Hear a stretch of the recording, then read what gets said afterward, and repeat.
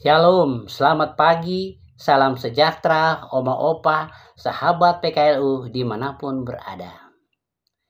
Kita jumpa kembali pada acara saya dan PKLU membaca Alkitab bersama. Perkenalkan, nama saya Beni Tambayong, pengurus PKLU Jemaat Bahtera Iman Ciputat.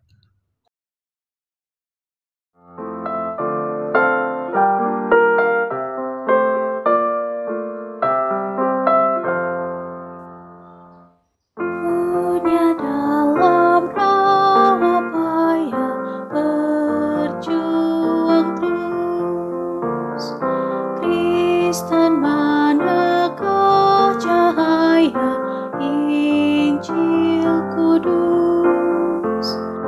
Ia dalam gelap gulita bergemilang terang berita, satu saja Tuhan kita Sang Penebus.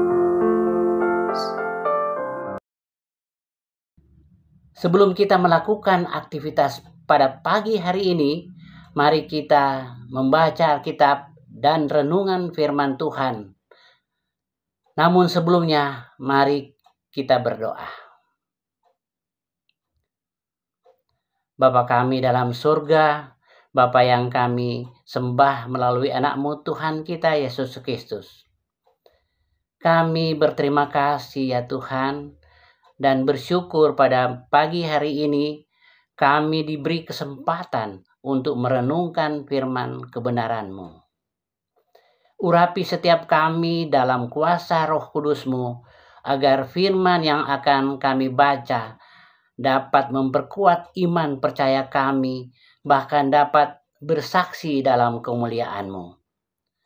Bersabdalah ya Tuhan, kami anak-anak-Mu siap untuk mendengar.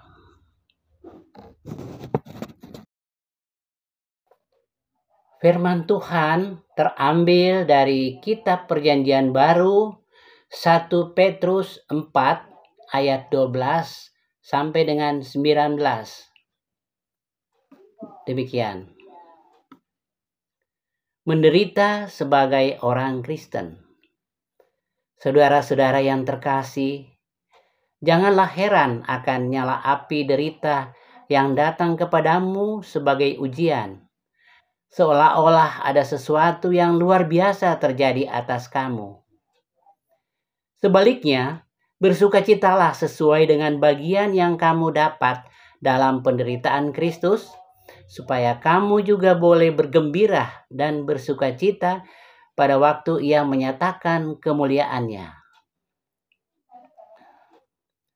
Berbahagialah kamu jika kamu dihina karena nama Kristus, sebab roh kemuliaan, yaitu roh Allah, ada padamu. Janganlah ada di antara kamu yang harus menderita sebagai pembunuh atau pencuri atau penjahat atau pengacau. Namun jika ia menderita sebagai orang Kristen, janganlah ia malu, melainkan hendaklah ia memuliakan Allah dalam nama Kristus itu. Sebab telah tiba saatnya penghinaan dimulai dari rumah Allah sendiri. Jika penghakiman itu dimulai pada kita, bagaimana pula kesudahannya dengan mereka yang tidak percaya pada Injil Allah? Jika orang benar pun hampir-hampir tidak diselamatkan, apa yang akan terjadi dengan orang fasik dan orang berdosa? Karena itu, baiklah juga mereka yang menderita karena hendak Allah menyerahkan dirinya kepada Pencipta yang setia sambil terus berbuat baik. Demikian firman Tuhan. Haleluya. Renungan pada pagi hari ini terambil dari Sabda Bina Umat 1 Petrus 4 ayat 12 dengan 19 dengan judul Menderita dan Sukacita. Ayat emasnya pada ayat yang ke-13. Sebaiknya bersukacitalah sesuai dengan bagian yang kamu dapat dalam penderitaan Kristus, supaya kamu juga boleh bergembira dan bersukacita pada waktu Ia menyatakan kemuliaannya.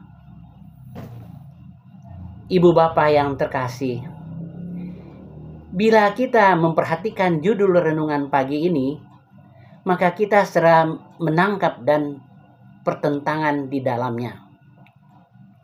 Sebab penderitaan adalah suatu hal yang selalu dihindari, tidak mengenakan.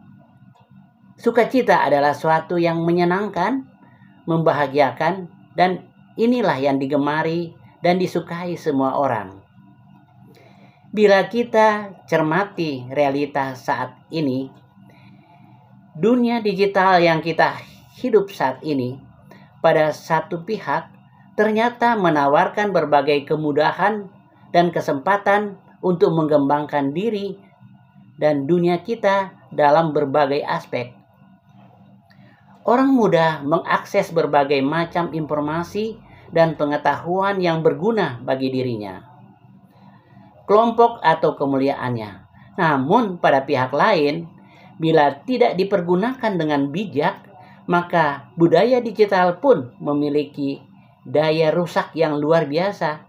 Misalnya, penyebaran berita bohong atau hoax menimbulkan disinformasi. Berbagai pertengkaran, perselisihan, perpecahan menimbulkan kerugian dan penderitaan. Demikian juga misalnya judi online atau disebut pinjol semakin marak, merusak dan menimbulkan kerugian serta penderitaan yang tidak ringan. Tentu ini adalah penderitaan yang dicari karena tidak menguasai diri dan tidak waspada. Perikop bacaan kita pada pagi ini masih berbicara tentang penderitaan, sekalipun bukan dipicu oleh penyalahgunaan digital, namun mempunyai kemiripan. Kesalahpahaman tentang iman Kristen dari pihak pemimpin Yahudi yang juga mempengaruhi orang lain untuk bertindak kepada mereka yang percaya kepada Kristus. Pada ayat 12 dan 13. Dalam bacaan kita berbicara tentang penderitaan yang terjadi kepada orang Kristen, bukan penderitaan yang dicari-cari, tetapi karena iman dan kebenaran. Di sini Rasul Petrus mengajak kita untuk menanggung penderitaan karena iman. Sebab dengan demikian kita telah turut mengambil bagian dalam penderitaan Kristus. Sadarilah bahwa Roh Kudus memampukan kita untuk menanggung semua penderitaan karena iman kepada Kristus. Itulah sukacita.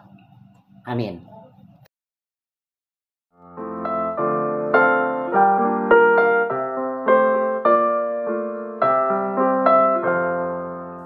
Bangunkan persekutuan sidang jemaat dan kumpulkan domba Tuhan yang tersesat. Satu sabda berkuasa mempersatukan bahasa sekalian kaum dan masa, jauh dan dekat.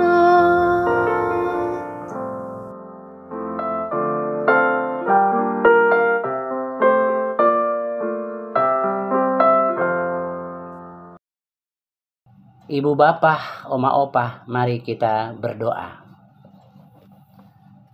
Kepadamu ya Allah Bapa di surga, puji dan syukur kami sudah boleh membaca dan merenungkan firman-Mu. Bimbing kami dengan Roh Kudus-Mu, agar kami boleh melewati hari ini dengan sukacita karena iman. Ajari kami agar selalu mensyukuri berbagai hal yang Tuhan berikan bagi kami. Tuhan, mampukan kami untuk selalu menyenangkan hati Tuhan. Kami mau berdoa juga untuk pemerintah kami, baik di pusat maupun di daerah. Hindari kami dari berbagai pertengkaran, perselisihan yang dapat menimbulkan kerusuhan antar agama, antar suku. Beri mereka hikmat bijaksana dan adil dalam memimpin masyarakat dengan kejujuran. Kami mau berdoa untuk rekan-rekan PKLU, Oma Opa yang sakit. Ulurkan tangan-Mu ya Tuhan, agar mereka boleh mendapat kesembuhan. Kami juga mau berdoa untuk Dewan PKLU GPIB. Kiranya program-program yang sedang dijalankan saat ini terlaksana sesuai dengan rencana. Inilah doa dan permohonan kami ya Tuhan. Ampun segala salah dan dosa-dosa kami. Di dalam nama Tuhan Yesus, kami sudah berdoa kepada Bapa di surga. Amin. Sekian renungan kami pada pagi hari ini. Salam sehat untuk Oma dan Opa. Selamat beraktivitas. Sampai jumpa kembali. Tuhan Yesus memberkati. Amin.